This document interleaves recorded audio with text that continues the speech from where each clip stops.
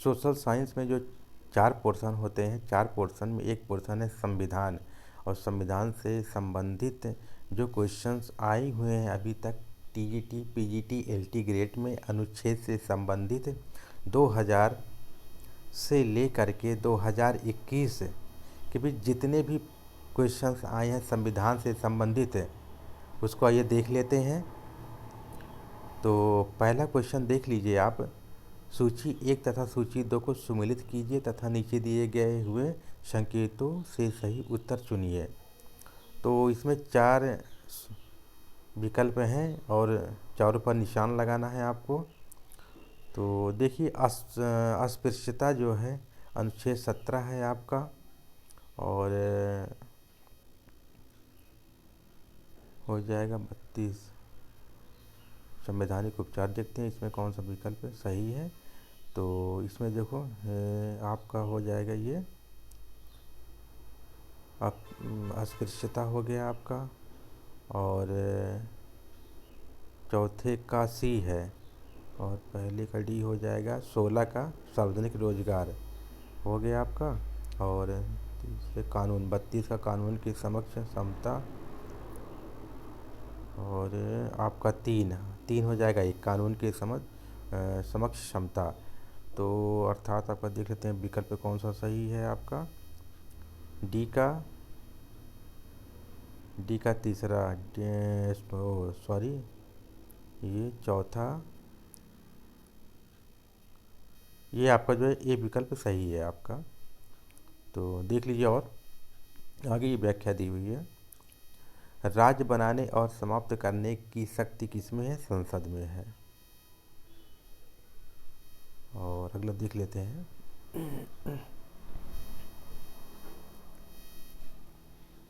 व्याख्या भी दी हुई है, इस पर देख लीजिए आप। भारतीय संविधान के अनुच्छेदों की संख्या भारतीय संविधान में अनुच्छेदों की संख्या कितनी है? 395 अनुच्छेदों की संख्या है। तो आपका जो है डी विकल्प आपका ये सही है।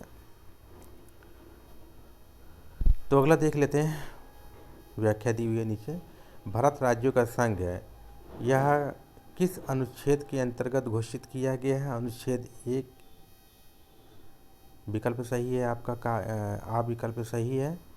तो अगला देख लेते हैं। भारतीय संविधान के अनुच्छेद 1 में भारत को कहा जाता है, तो इसमें ये कहा जाता है राज्यों का संघ, तो ये विकल्प सही है आपका। अगला देख लेते हैं। भारतीय संविधान का अनुच्छेद 1 भारत का वर्णन किस प्रकार करता है? तो इसमें जो है राज्यों का संघ, अभी जो आया इसके पहले राज्यों का संघ कई बार आ चुका है ये पेपर में। तो अगला देख लेते हैं। भारत का संविधान भारत को निम्नलिखित में से क्या घोषित करता है? राज्य यूनियन समूह होता है, राज्यों का संघ, तो ये विकल्प आपका सही है। तो अगला देख लेते हैं। भारतीय संविधान का जो अनुच्छेद संसद को नागरिकता के अधिकार को नियमित करने की शक्ति प्रदान करता है, वह विकल्प है नियमित शक्ति। संसद के नागरिकता को नियमित शक्ति प्रदान करने के अनुच्छेद, ये आपका डी सही है। तो व्याख्या दी हुई है, व्याख्या देख लीजिए आप। और अगला देखते हैं। भारत के संविधान के किस अनुच्छेद में राज्य को परिभाषित किया गया है? अनुच्छेद 12 में ये परिभाषित किया गया है, तो सी विकल्प सही है इसका। और अगला देख लेते हैं। सर्वोच्च न्यायालय को संविधान के किस अनुच्छेद समूह में न्यायिक पुनरावलोकन की शक्ति प्राप्त है? तो अनुच्छेद 13, 251, 254 में पुनरावलोकन की शक्ति प्राप्त है न्यायालय को। तो अगला देख लेते हैं, व्याख्या दी हुई है पुनरावलोकन की शक्ति न्यायालय को, ये दिया हुआ है पूरा, देख लीजिए आप। और अगला देख लेते हैं। न्यायिक पुनरावलोकन की शक्ति संविधान के अंतर्गत किस अनुच्छेद में दी गई है? अनुच्छेद 13 में दी गई है, जिसके पहले भी आ चुका है, ये देखिए अनुच्छेद 13। तो यह भी कई बार रिपीट ये किया जा चुका है क्वेश्चन। तो अगला देख लेते हैं। भारतीय संविधान के निम्नलिखित अनुच्छेदों में से कौन सा संसद तथा राज्य व्यवस्थापिकाओं की विधायन सत्ता पर नियंत्रण लगाता है? तो ये भी 13 ही है। तो अगला देख लेते हैं। भारतीय संविधान में समानता की अधिकार मुख्यतः किन अनुच्छेदों में है? तो समानता का अधिकार, मौलिक अधिकार का ये पहला पार्ट है समानता का अधिकार। तो 14 से लेकर 18 के बीच ये समानता का अधिकार दिया हुआ है। अगला क्वेश्चन देखते हैं। भारतीय संविधान में समानता के अधिकार मुख्यतः किन अनुच्छेदों में है? तो 14 से 18 में इसका उल्लेख है, ये व्याख्या भी दी हुई है। तो ये व्याख्या दी हुई है, आप देख लीजिए इसको। और अगला देख लेते हैं, निम्नलिखित में से कौन सा युग में सम्मिलित है?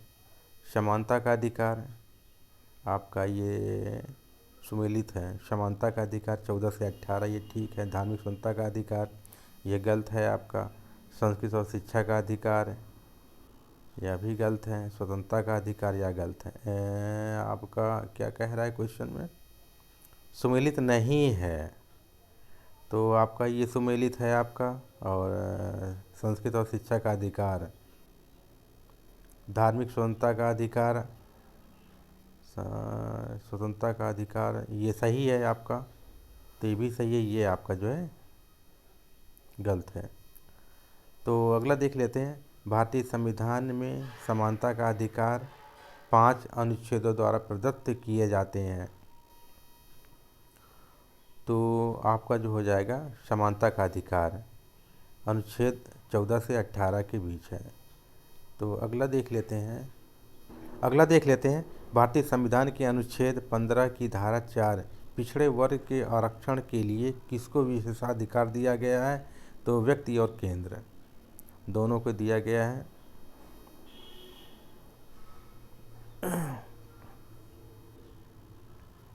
सॉरी, व्यक्ति और केंद्र, राज्य और केंद्र को दिया गया है।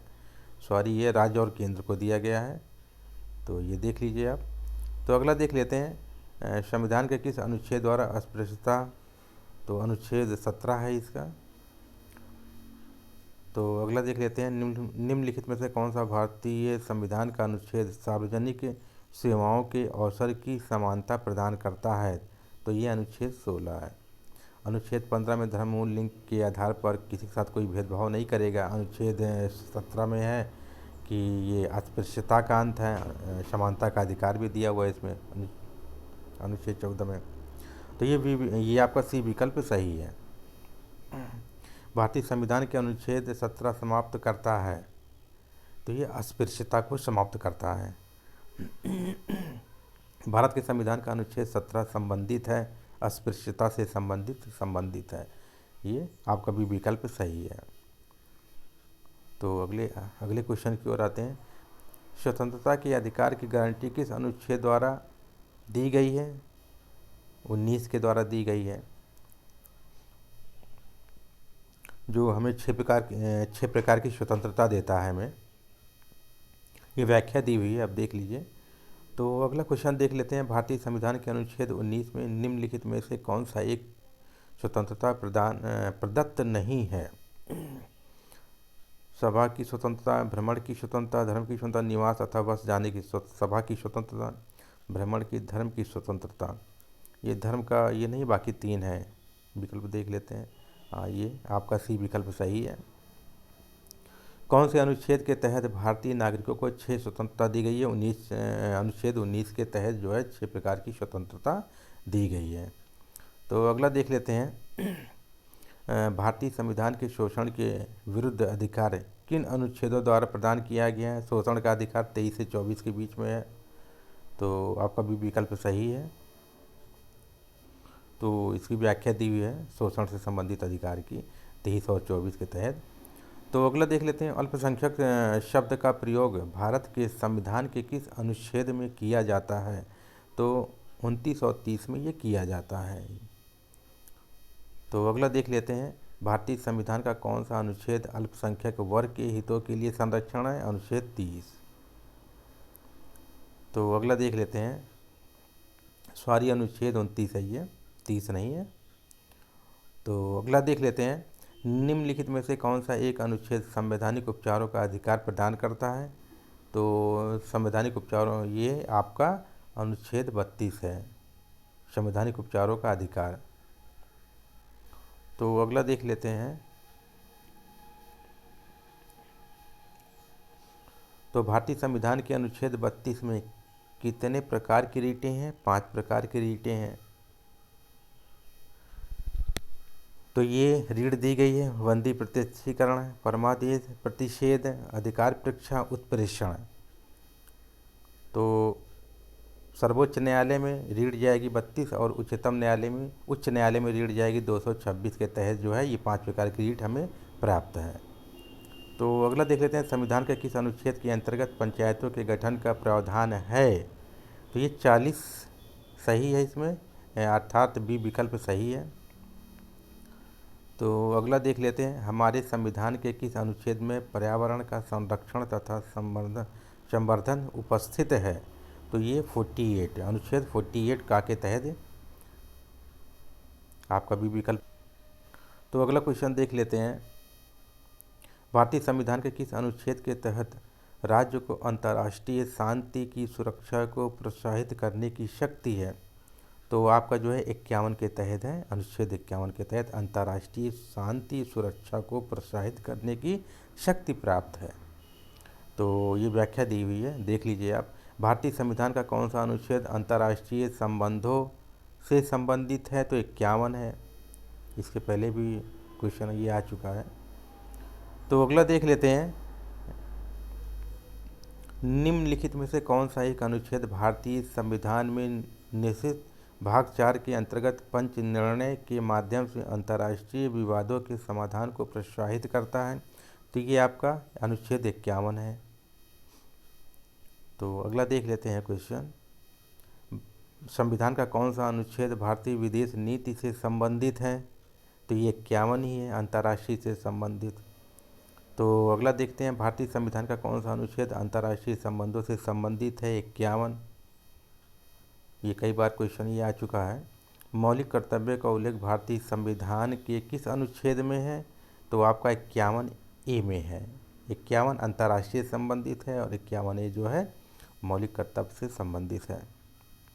संबंधित है।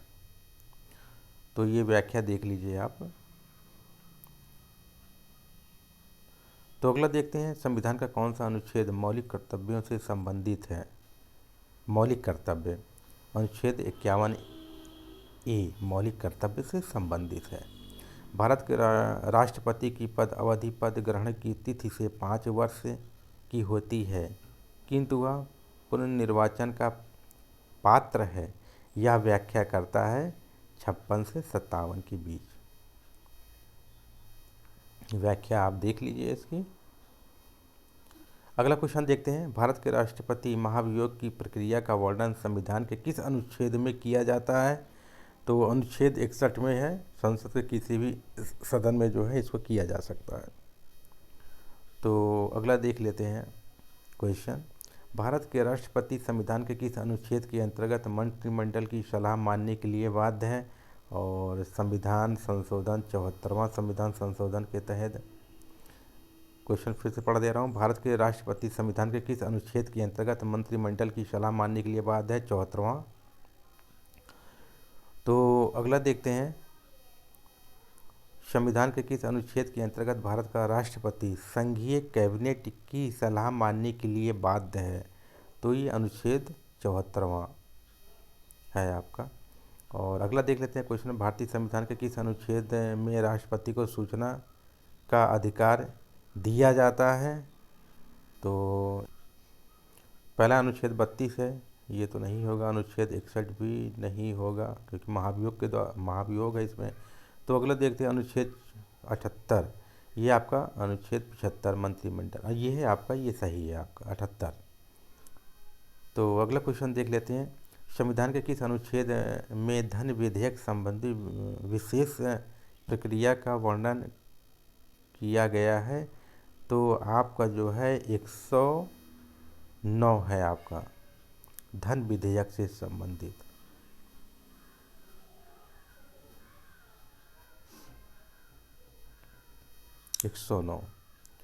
तो अगला क्वेश्चन देख लेते हैं, भारतीय संविधान के किस अनुच्छेद का संबंध वित्त विधेयक से है?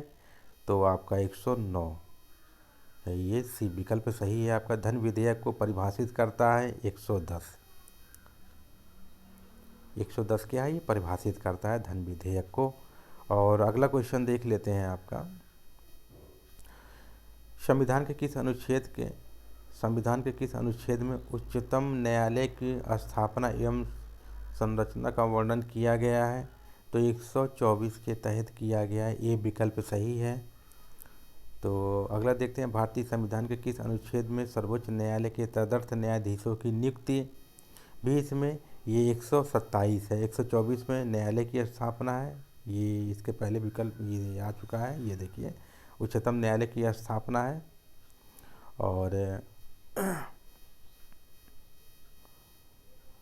संविधान के किस अनुच्छेद के सर्वोच्च न्यायालय के तदर्थ न्यायाधीश और भी अन्य न्यायाधीश की स्थापना का उल्लेख जो है एक अनुच्छेद 127 में किया गया है। तो भारत के संविधान का निम्न में से कौन सा एक अनुच्छेद राष्ट्रपति को नियंत्रण तथा महालेखा परीक्षक नियुक्त करने की शक्ति प्रदान करता है? तो आपका 148 है। 148 है, अर्थात बी विकल्प सही है। तो ये व्याख्या है, आप देख लीजिए व्याख्या इसकी। तो अगला क्वेश्चन देखते हैं, भारत के राष्ट्रपति को नियंत्रण या महालेखा परीक्षक नियुक्त करने का अधिकार है भारत के संविधान के प्रावधान के अनुसार? 148, अनुच्छेद 148, अर्थात सी विकल्प सही है। अगला देख लेते हैं, भारत में कौन सा युग्म सही सुमेलित है? निम्न में से कौन सा युग्म सही सुमेलित है?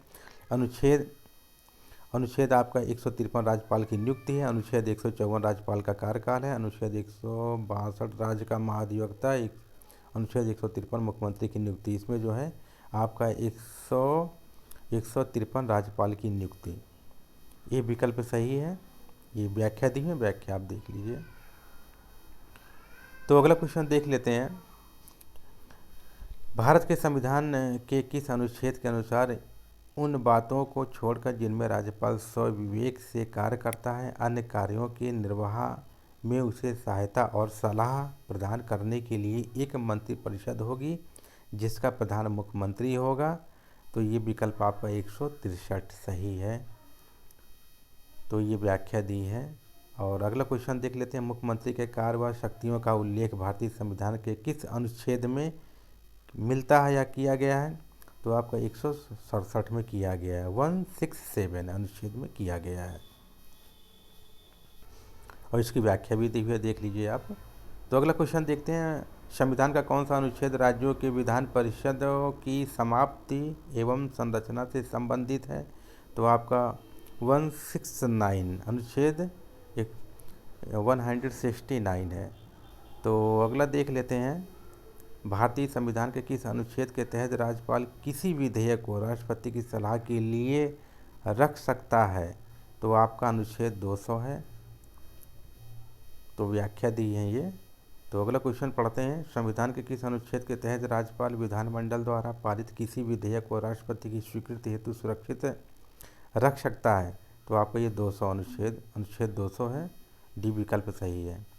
तो अगला क्वेश्चन देख लेते हैं, जिला जज की नियुक्ति का संबंध संविधान के किस अनुच्छेद से है? तो 233 अनुच्छेद से है। अगला क्वेश्चन देखते हैं, व्याख्या ये देख लीजिए, राज्यपाल इनकी नियुक्ति करता है। तो भारतीय संविधान में अवशिष्ट शक्ति निम्नलिखित में से किस अनुच्छेद में निहित है? तो 248 यानी 248 अनुच्छेद में वर्णित है। तो अगला क्वेश्चन देख लेते हैं, भारतीय संविधान के किस अनुच्छेद के अंतर्गत राज्यसभा विशेष बहुमत द्वारा राज्य सूची के किसी विषय पर संसद को कानून बनाने के लिए अधिकृत कर सकता है? तो आपका जो है 249 के तहत जो है अधिकृत कर सकता है। तो अगला देखते हैं, भारतीय संविधान के किस अनुच्छेद के तहत संसद राज्य सूची में किसी विषय पर कानून बना सकता है? तो इसमें 249 के तहत जो है बना सकता है कानून। तो अगला क्वेश्चन देख लेते हैं, भारत के संविधान का कौन सा अनुच्छेद संसद को राज्य सूची के विषय पर विधि निर्माण की शक्ति प्राप्त है? तो ये आपका 249 अनुच्छेद। तो अगला देख लेते हैं, भारतीय संविधान के किस अनुच्छेद के अंतर्गत संसद राज्य सूची के दिए गए विषय पर कानून बना सकता है? तो ये 249 कई बार क्वेश्चन आ चुका है ये। तो अनुच्छेद 249 किसके अधिकार से संबंधित है? तो राज्यसभा के प्रति, राज्यसभा, क्योंकि राज्यसभा में वो कानून बना सकती है संसद। तो अगला देख लेते हैं, भारतीय संविधान के केंद्र राज्य प्रशासनिक एवं निम्नलिखित में से किस अनुच्छेद में वर्णित है? तो आपका 249 से 263, ये आपका ए विकल्प सही है। तो अगला देख लेते हैं, सरकारिया कमीशन द्वारा अंतर्राज्यीय परिषद के गठन की संतुष्टि संविधान के किस अनुच्छेद के अंतर्गत की जाती है? तो आपका 269 के तहत की जाती है।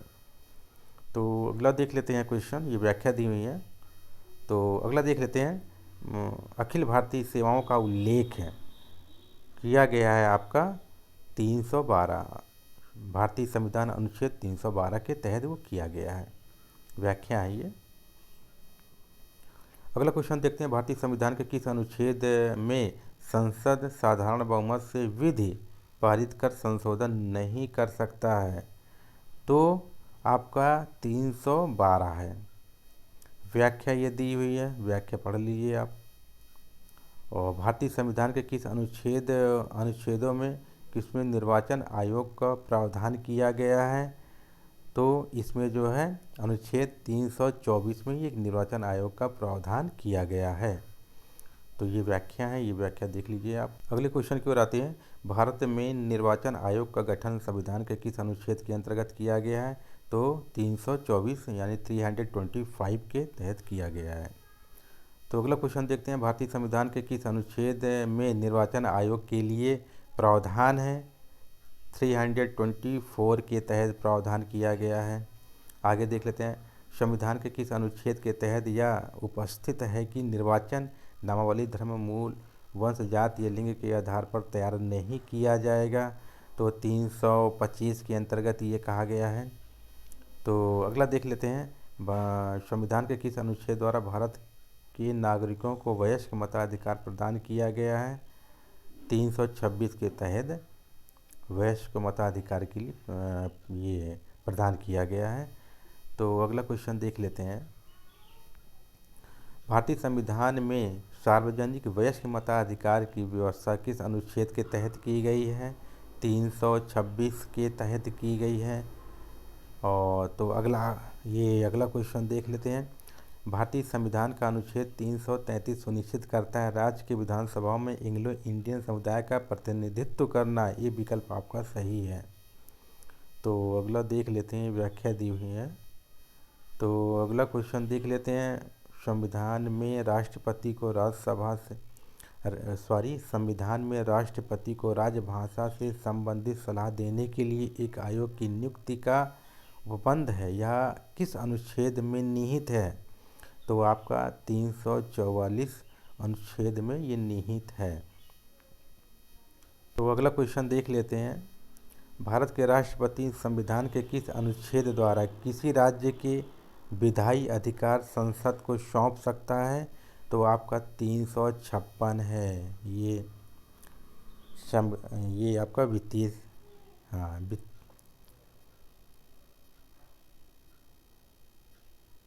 विधायी अधिकार संसद को सौंप सकता है, ये अनुच्छेद 356 है। यदि राज्य में संवैधानिक विफलता हो जाती है तब राष्ट्रपति शासन लागू हो जाता है, तो ये आपका 356 है। तो अगला देख लेते हैं, ये भारतीय संविधान के अनुच्छेद 356 निम्नलिखित में से किसमें संबंधित है?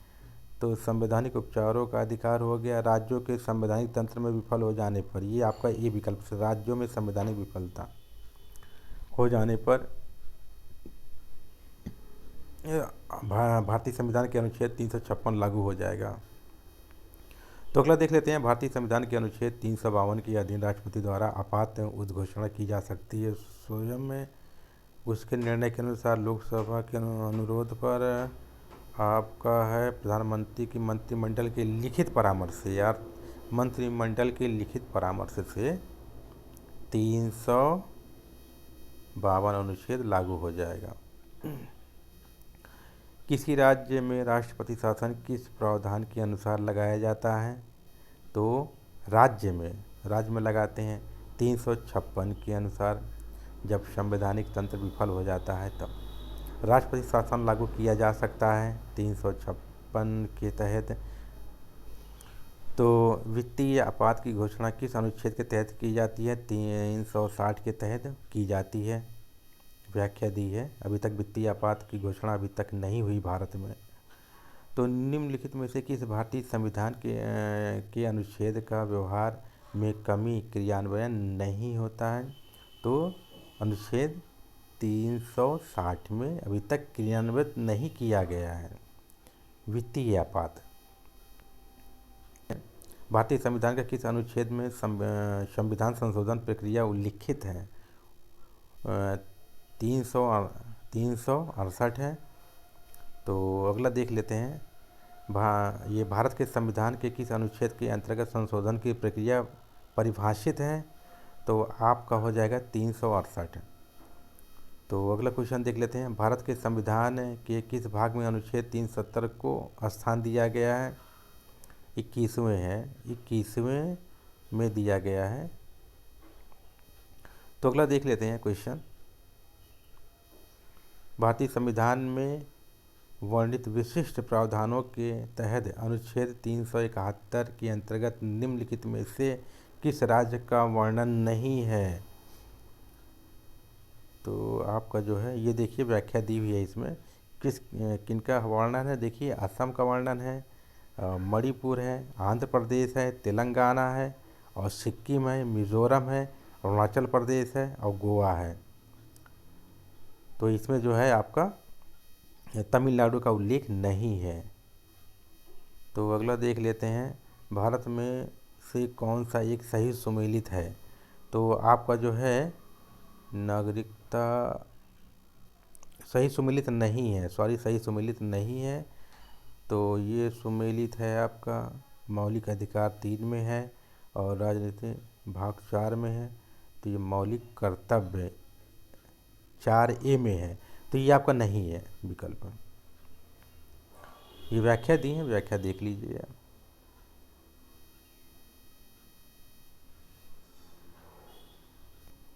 ये संविधान से संबंधित कुछ क्वेश्चन थे